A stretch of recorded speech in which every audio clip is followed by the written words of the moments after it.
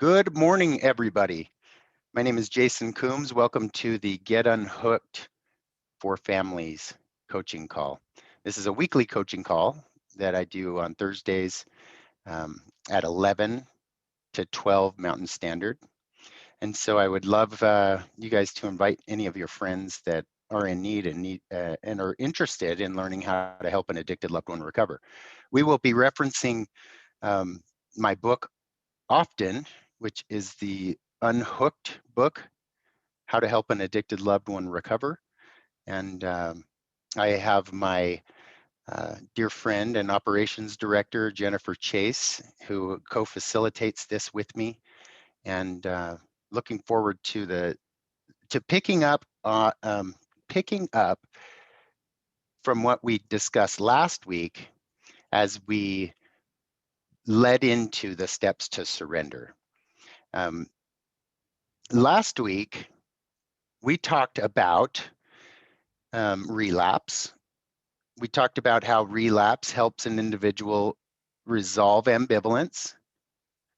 We also discussed how it helps an individual experience the pain that evokes the internal motivation for lasting change. And so relapse does not necessarily have to be such a bad thing for individuals who are going through that. As we read last week, let me pull up the section that we read last week. Right here, let me just find that spot here. Right, it's probably down here. Okay.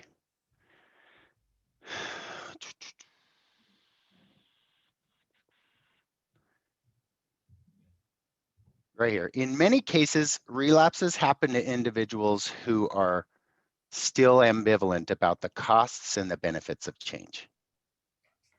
And so I think it's important to note as family members and as you're trying to influence your addicted loved one to recover, your level of commitment to their sobriety may be different than their level of commitment to sobriety. And that's an important thing to note, because the more we force and coerce, the less influence we have and the more resistance and wedge we drive in between us and them.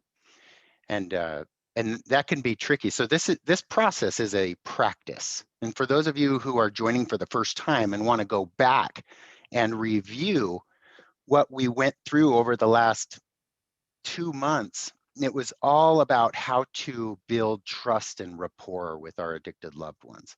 Because when it comes down to influence, without trust, which is the confidence in one's abilities to help us, and without rapport, which is the understanding that they understand our feelings, and there's a rapport and a relationship based on a feelings level, then if we don't have those things, we don't have a lot of influence.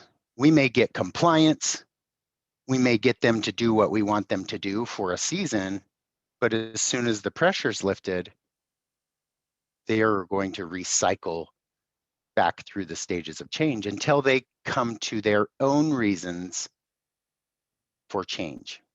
And that's where we learned the principles of motivational interviewing that help evoke and support their own reasons for change. And then that builds their self-efficacy. And so go back and review those on our YouTube channel. In fact, Jen, maybe you can do me a favor and drop the link in the chat of Brickhouse Recovery TV YouTube station. And there's a playlist called Get Unhooked for Families where all these videos are hosted. So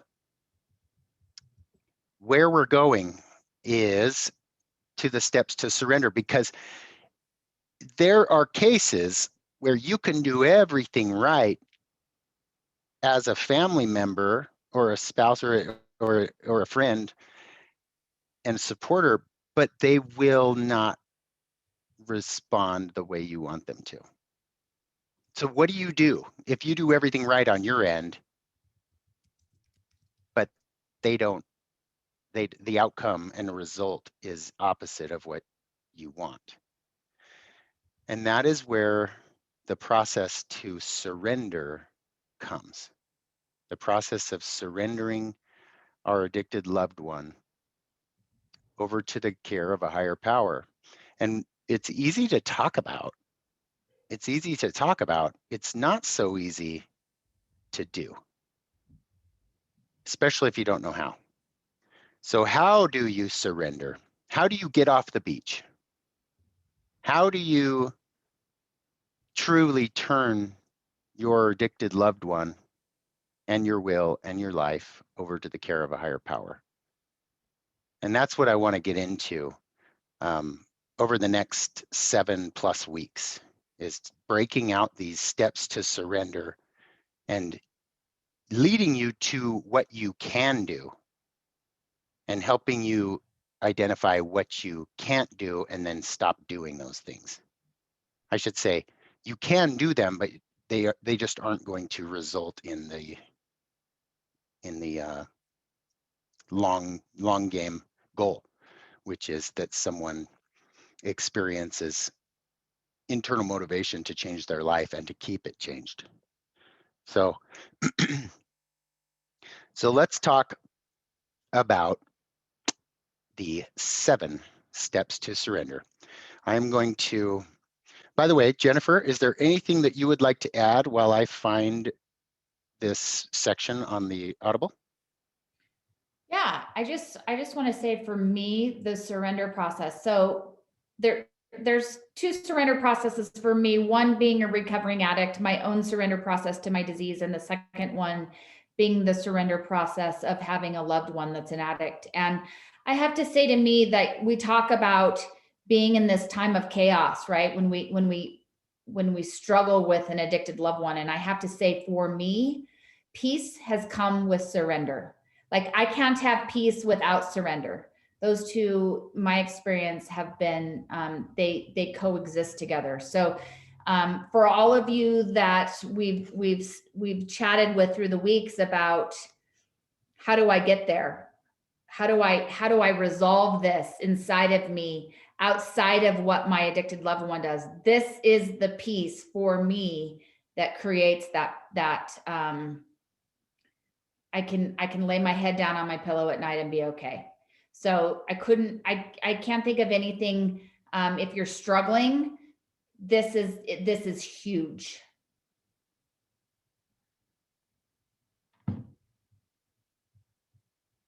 I love your insights, Jennifer, and especially from a mother's perspective who's going through the process right now with your loved one. Okay, I'm going to share my screen. Open up your books to page 171 if you have your Unhooked book. And hopefully you guys can hear this. Share my screen here.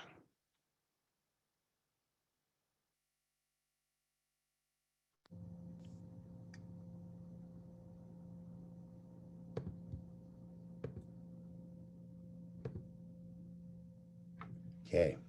Jen, can you hear me and can you see that? Okay, here we go. Surrender. What do we do if all of our attempts to influence the right way just don't work? The truth is, some addicted people are simply not going to respond to our efforts, and that is okay. In these situations, we practice the liberating art of surrender. Detachment from the outcome is not an easy process. However, we must learn how to surrender in order for us to get off the beach and enjoy our lives while allowing our loved ones their own journey, for good and bad. At Brickhouse Recovery, we work to inspire addicted individuals and motivate them to move through the stages of change. But some people downright won't budge. If I'm being honest, this can be maddening at times. Why won't they just accept the help? Why can't they just buy into the solution? What is their deal? Clearly, sometimes I lack empathy and forget what it is like to walk in their shoes. The frustrating part about trying to influence another human being is that we know their potential, but they don't. We can often see the path to their happiness and abundance, and we desperately want them to achieve greatness. If only they would take our lead. Am I right? Yet the reality is that we cannot treat people like puppets and expect them to do what we want. We are powerless. Our efforts feel seemingly futile. We cannot control their behaviors or their timelines for sobriety, just like we cannot stop a natural disaster from happening. When we place certain expectations on the outcome and attach emotionally to the expectation, we set ourselves up to be disturbed. Their success or failure is not a reflection on our effectiveness as parents, spouses, or family members. When we are more invested in another person's change than they are, this is a sign that we need to turn our efforts inward to tending our own needs. Melody Beatty, best-selling author of Codependent No More, How to Stop Controlling Others and Start Caring for Yourself, said, furthermore, worrying about people and problems doesn't help. It doesn't solve problems, it doesn't help other people, and it doesn't help us. It is wasted energy. So how in the heck are we supposed to stop worrying when it's our child or spouse who is suffering? Over the years, I have learned an incredibly important truth. When I get disturbed by my client's lack of progress through the stages of change, my client is not responsible.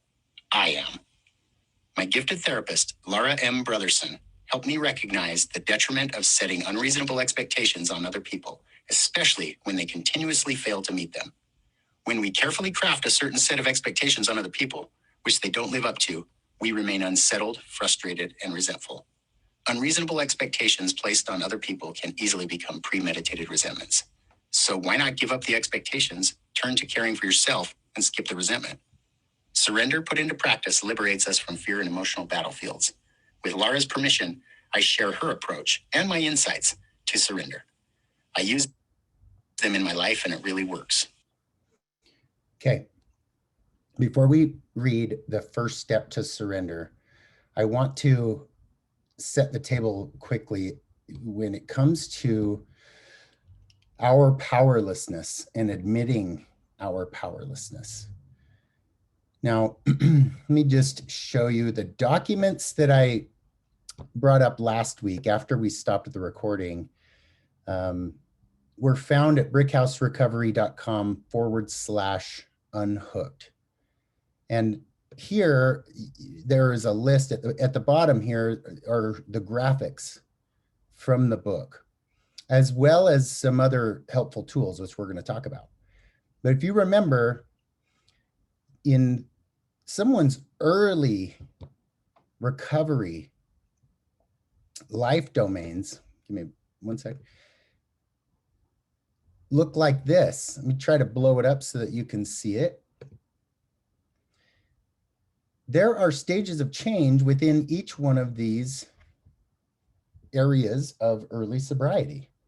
And so you may have someone in your family who is in action in their treatment program, but then they, consistently smoke cartons of cigarettes and caffeine and energy drinks around the clock. They can't manage their money. They're not doing anything about it. They're not looking to get employment. And so an example like that would be that they're in action in the treatment program, but they might be in pre-contemplation in the caffeine life domain and giving that up.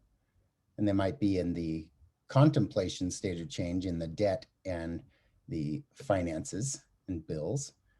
And they might be in the contemplation or preparation stage of change in getting gainful employment. So when you look at how can you, as their loved one, get them into action in all of these areas, it's unrealistic to think that we can. It's unrealistic to think that we're going to get them totally balanced and emotionally sober right now. And that's what setting unhealthy and unreasonable expectations will do, is that it just creates a ton of frustration. And so let me give you one example. The example that I give in the book is Costa Mesa Chad. So Costa Mesa Chad, let me just stop the screen share real quick. Costa Mesa Chad came to our program, 22, 23-year-old kid. His family in Idaho plucked him off the streets as he was homeless down there, and he was using heroin, and brought him up to Idaho and let him live with them. And the deal was that if he came up, he was going to be in a drug and alcohol treatment program. So he came to our program. We were about 62, 63 days in. And his aunt, who was now sort of like his guardian, even though he was an adult, he was like an adult child. She calls me up and she's just fuming, totally irate. And she went in and laid into me and said, I thought that if we brought Chad to Brick House Recovery, that he would make change. And he still dresses like a junkie. He sleeps in till 11 or noon, never does his chores. He's a slob. His room looks like, a meth house. He promised us that he would go get a job and he won't even fill out applications. He doesn't have a resume. He drinks caffeine around the clock. He stays up till 3 a.m. playing video games. And I'm just so sick of this because he's acting like a junkie and he hasn't changed at all. And it's been 60, however many days. And so of course I validated her feelings, and I can only imagine how frustrating that was for her. And then I said, can I ask you a couple of questions? And she was like, sure. I said, do you know, well, first and foremost, what I recall, your primary reason for bringing your nephew up to Idaho was to accomplish one thing. Can you remember what that was? And she said, well, yeah, it's to help get him sober. I said, okay, do you know how many days he has sober today? And she was like, I don't. I said, well, he just celebrated 60 days of sobriety a couple days ago. And that is a huge deal. Did you celebrate it with him? And she was like, no. And then I taught her that the most important day of the year is any sobriety milestone for the person who's addicted. Because getting 60 days of sobriety is, it's like impossible going into it. We just don't ever think that we're going to get there. And then when we do, it feels like you just accomplished something impossible. And in my family, it's the most important day of the year, my sobriety birthday. And then she said, oh, okay. And then I said, now, do you know how many groups he's missed since he's been in our program? And she says, he hasn't missed any because I drive him. I said, that's right. He's got 100% attendance. Do you know if how he's doing on his step work and his recovery work? And she said, I have no idea. I said, well, I can just share with you, since we have a release of information, that he just presented one of his steps. And then for the first time in these last 2 months, he broke down and shared and got vulnerable and got emotional with his peers. And that was a huge step for his internal trust and putting himself out there where healing can truly begin. And I said, look, I get that it's probably really frustrating with all these other things that are bothering you. I said, but I want you to also recognize where he is winning every day. Because, he came from the streets with no accountability. And he's like an 11-year-old mentally, because he's been using that long. And he is making great progress. And it's really important that we focus on those things, because what we focus on expands. And then I walked her through the steps to surrender.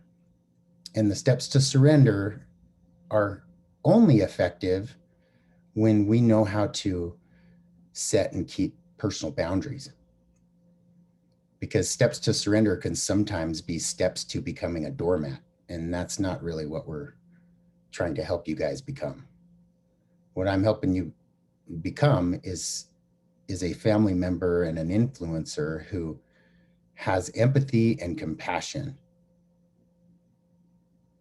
for what the addicted person is going through, so that you can set reasonable expectations within the bounds of your boundaries, so that you're not sitting on the beach, and to make sure you have your emotional raincoats on so that you can navigate the ups and the downs, but then pour in and focus on the positives and pour into them so that those things expand, because what we focus on expands, as I mentioned. So I want to go from that. I want to now go into step 1 from the steps to surrender.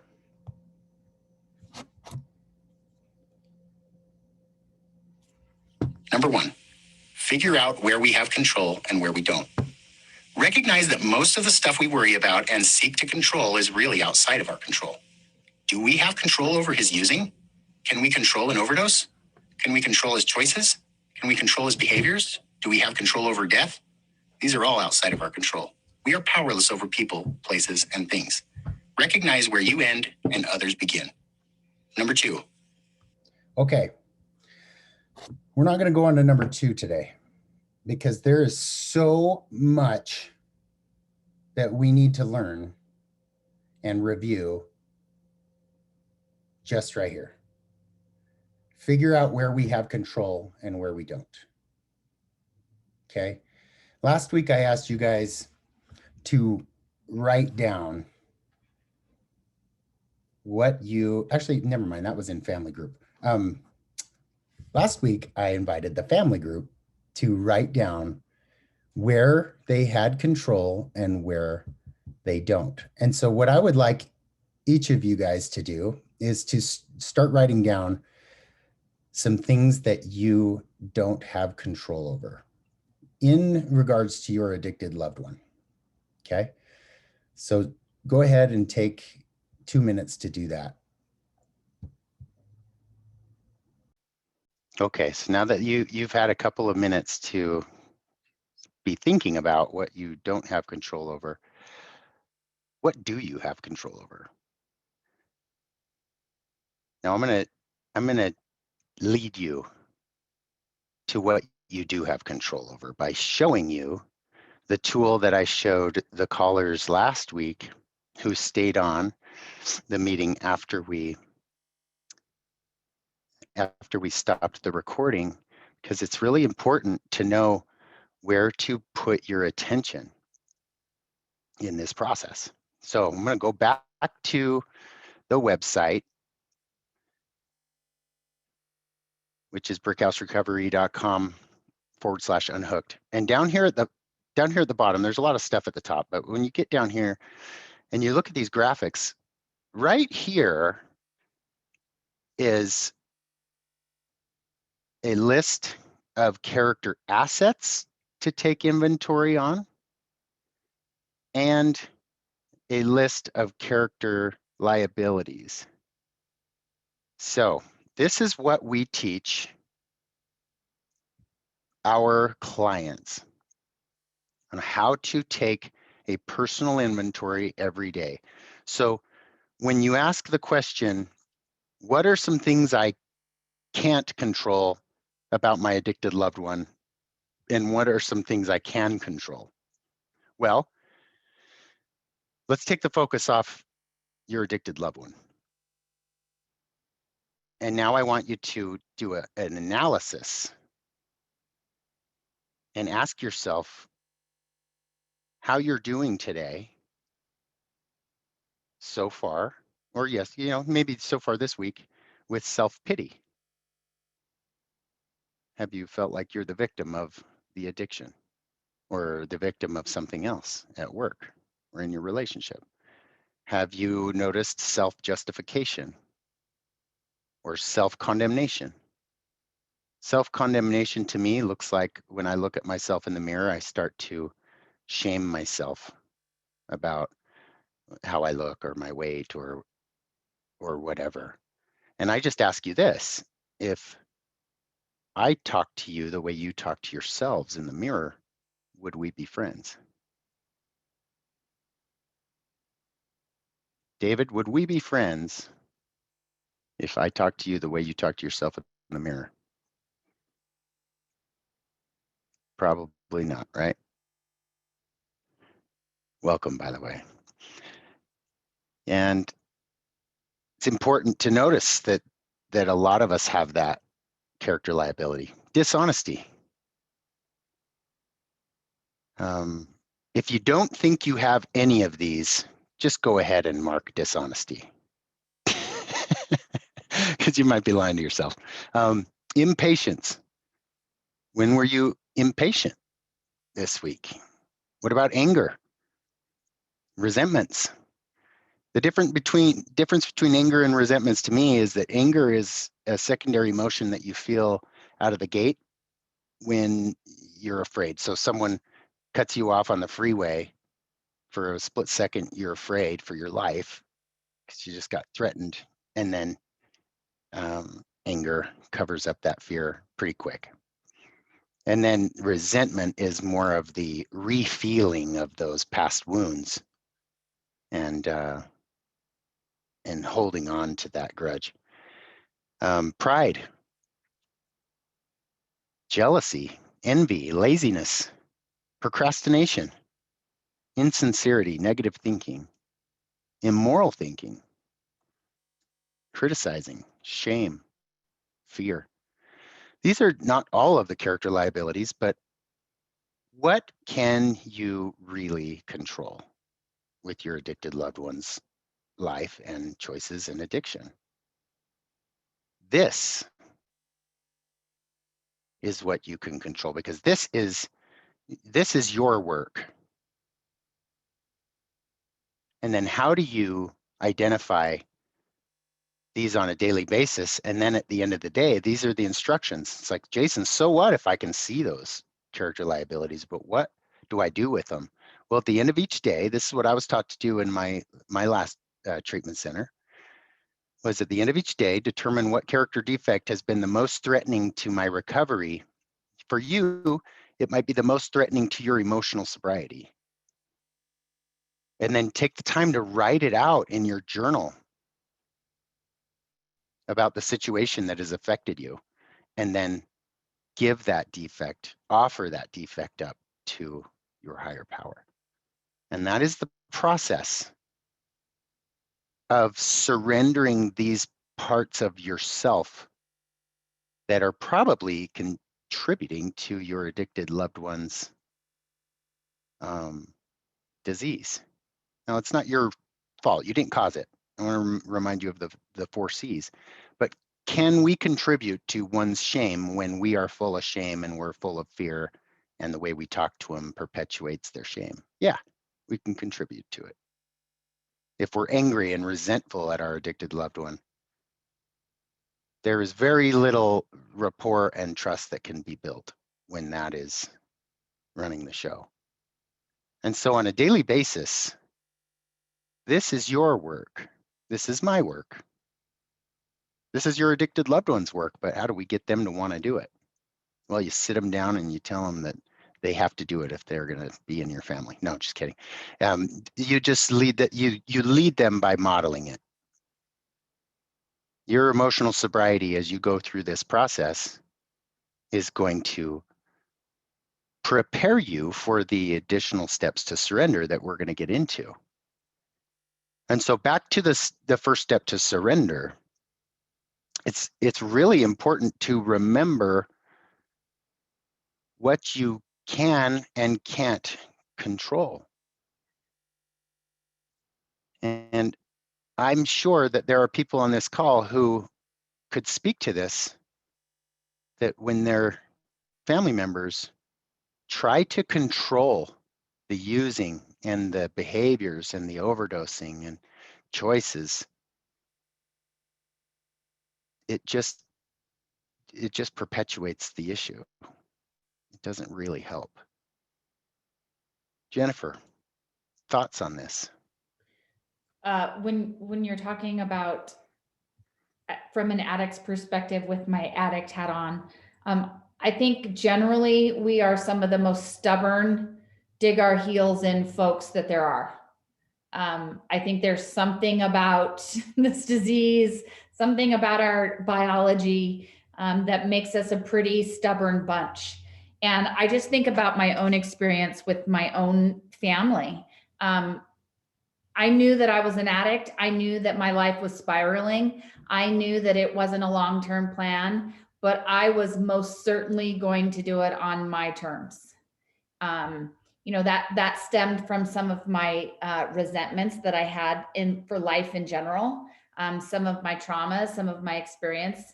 And the more they dug in, the more I was like, we're going to do this on my time schedule. Like, you not only don't have control, but you certainly don't have control over me. So I talk a lot about how I sort of come at this from two different angles. And it's easy to say that from my addict hat on, but as a mother, for a while, I did whatever I could to get him to move through the stages of change by control and by punitive behaviors. And what I've realized and have shared with you guys is that it doesn't work, but this does work.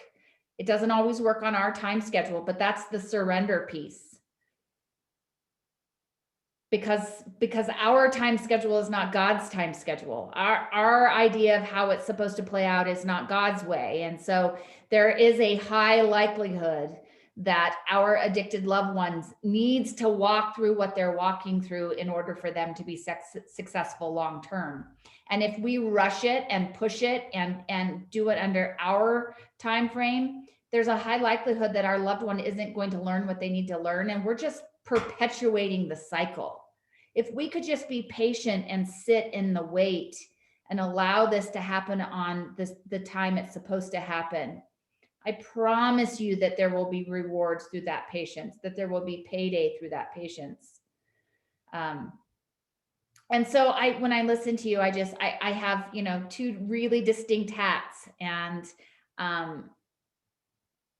it actually is a blessing for me. And I hope that I know that we have some of those on the call today that are struggling with this disease, and some of those that are family members. And I think that this is a really important conversation for both. Thank you, Jennifer. Appreciate that insight. Let's go to Shannon. Shannon Stevens Commerce. Hello. It's a little dark in here. I apologize. I'm a counselor here at Brick House, retired and coming back several times because I love the work. So a little bit like Jennifer, I would like to speak from two different perspectives. One as a counselor and one as a family member of someone who struggled with addiction and never did get treatment, and ultimately slowly cost him his life earlier than I had hoped. So first, from the family member, yeah, I think we commonly make all the mistakes that Jason is talking about. It's hard to be in sync with that loved one, and it's hard not to make it a battle of wills. As a counselor, sometimes I really have to put myself in check because I have a very strong work ethic. I think that it's important to do my job the best I can, and I have to be really careful that that doesn't translate into really forcing somebody to change, because it doesn't work. And I think Brick House is successful in treating addiction, for many reasons, but one of the big reasons is people are always welcome back. People are not shamed when they when they fail in recovery, or I don't even call it fail. They don't succeed on that round. They don't get all of the things that they need to make recovery a lifestyle. They are always welcomed back. And so I think both from a personal and professional standpoint, to hold those boundaries, but let them know they're loved no matter what they do. That doesn't mean enabling, but it means giving many chances. And I think if we're honest, we can all look at an area of our life where we fail repeatedly, even though our intentions are good.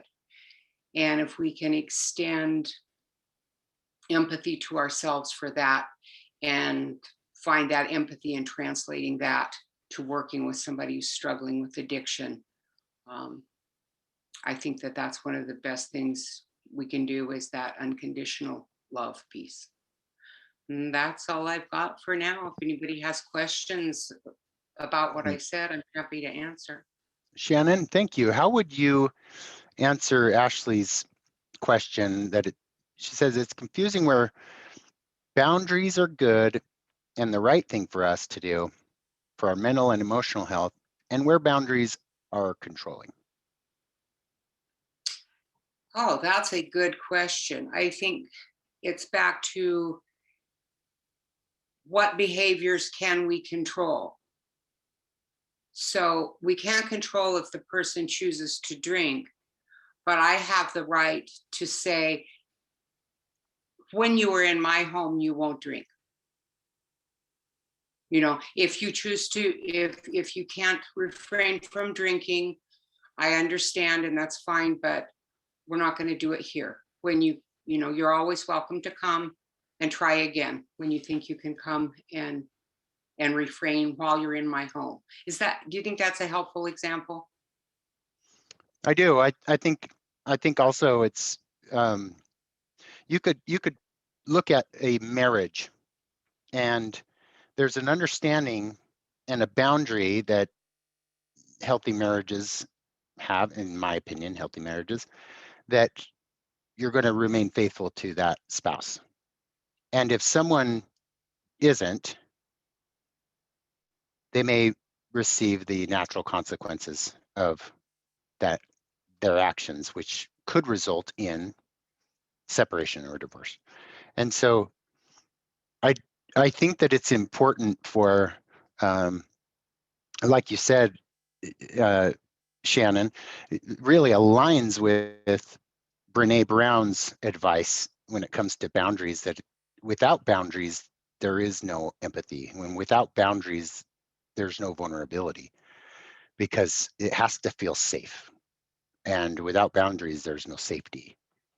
But with boundaries, then we can really lead with the heart, and we can allow the natural consequences of one's actions to play out with that unconditional love and with that letting go. Of course, it's easier said than done, but when it comes to the steps to surrender, as we get further into it, that is essentially steps 1, 2, and 3 in the 12 steps, which is I can't, he can, and I'm going to let him. And getting clear on what you do and don't have control over aligns us with the emotional boundaries that are needed so that we can stand up for ourselves and not be doormats and not be abused. So, or feel mistreated or abused. So any additional thoughts on that Shannon? Or, I mean, that was beautiful what you shared. I really like the marriage analogy. I think that really, I don't know, I hope that helped the people on the call, because I think that really, and that's a challenge, because I think one of the things that helps me to remember is that everything is interconnected. I can do nothing without impacting somebody else in some way. Although I would like to deny that sometimes, because it makes my life appear simpler. But the truth is, everything that I do has an impact on people in ways that I may or may not be aware of.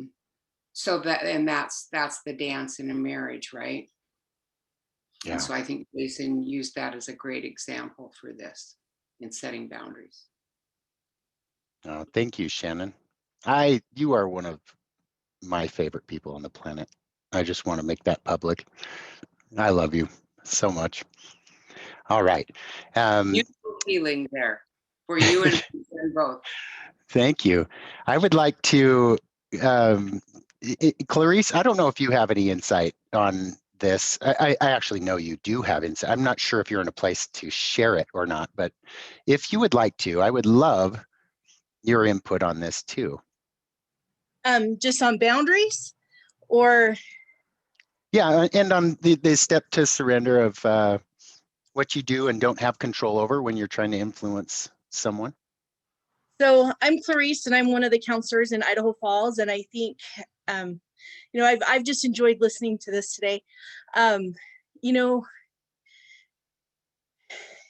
one of the biggest things, we have a lot of lack of control of a lot of things in our lives, and I think you guys, everybody's said the same insight as I have is we can only control us, and we have to really define what our boundaries are, and we have to know how far we're willing to even compromise those boundaries, or not compromise, but be willing to be flexible with those boundaries.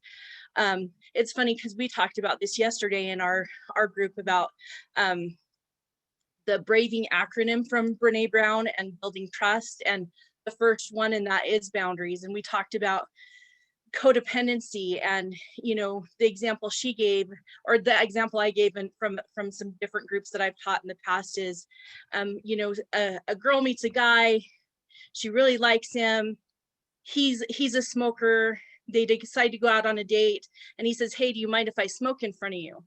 And at that moment she has an opportunity to keep her boundary, compromise her boundary, or completely, you know, get rid of her boundary. And so, or be flexible with her boundaries. So she can either say, no, absolutely not, I don't want any of that in my life.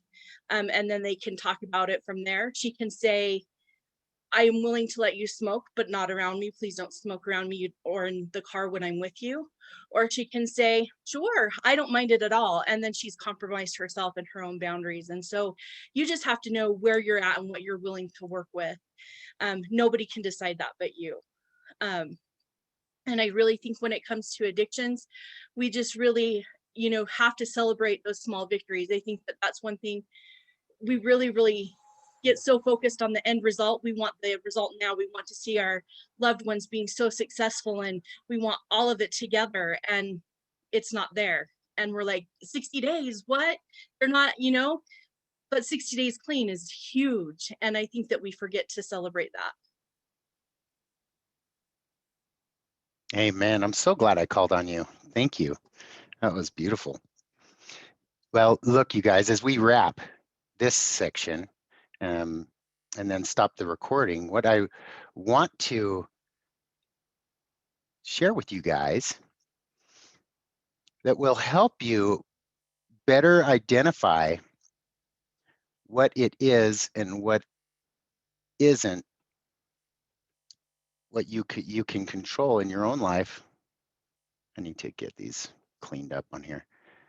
But when you look at your life domains, what in your life needs some attention, you know, to have a well-balanced life? And I ask you that because if we are off balance in our own lives, it's a lot easier for us to live in blurred lines of what boundaries are and what boundaries are more effort to control. I think it's also really important to note that boundaries need to be set with reasonable expectations. And if you have empathy for what someone in early sobriety is walking through and the overwhelm and just hanging on each day, they may not be the best at cleaning dishes. They may not be ready to run out and get a 6-figure job or even, a decent hourly job right out of the gate. There is a space of convalescence when our addicted loved ones are in early sobriety.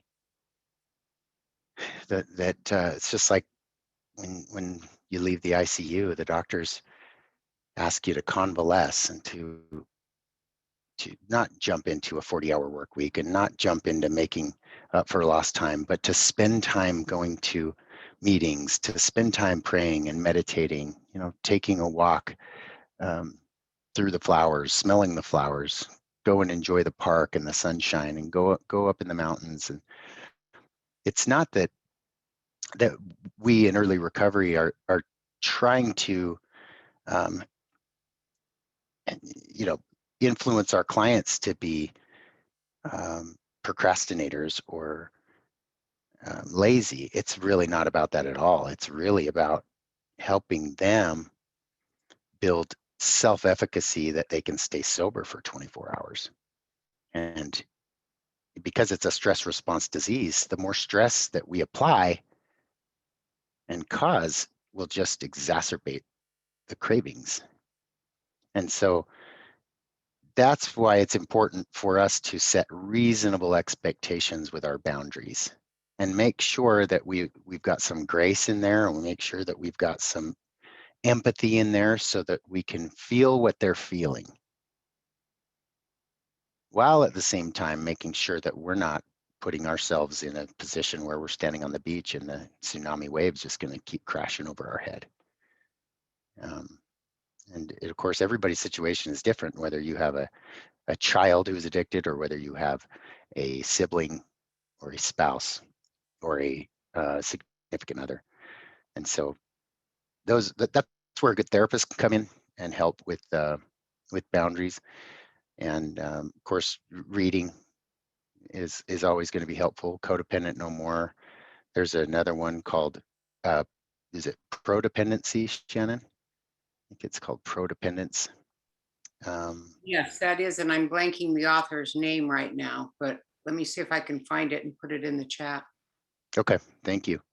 So there's some good reading that you can dive into, and of course, research Brene Brown's videos. She's got a lot of clips on YouTube about boundaries and how, in order for us to have empathy, we need boundaries,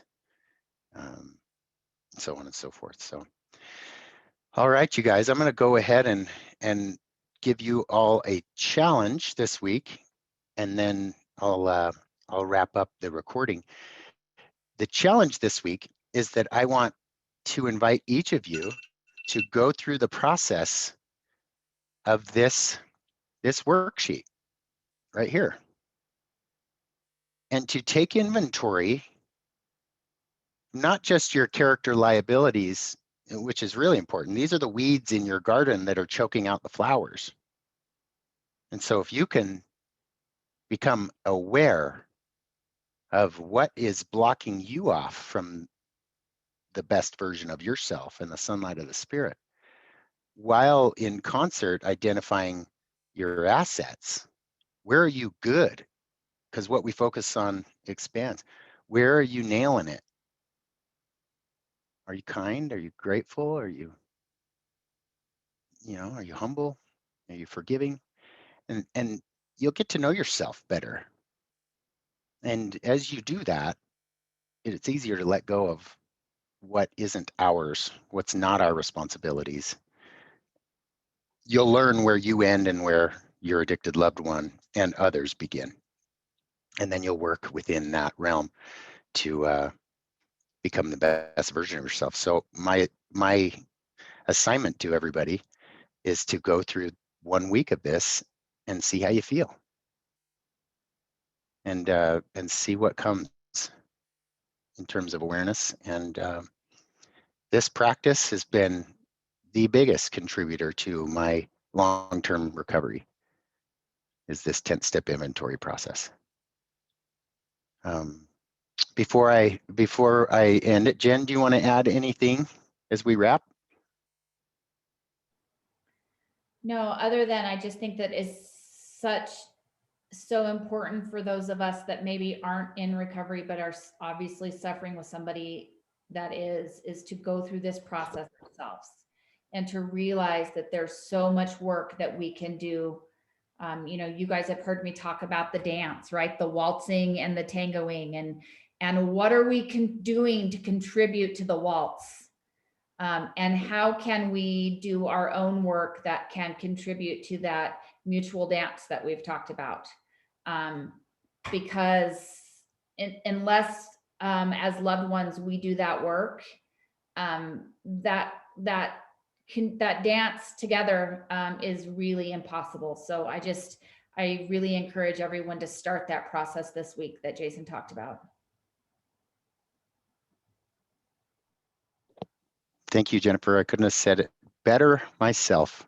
And thank you, Shannon and Clarice, for what you have contributed. And we will see you guys again next week.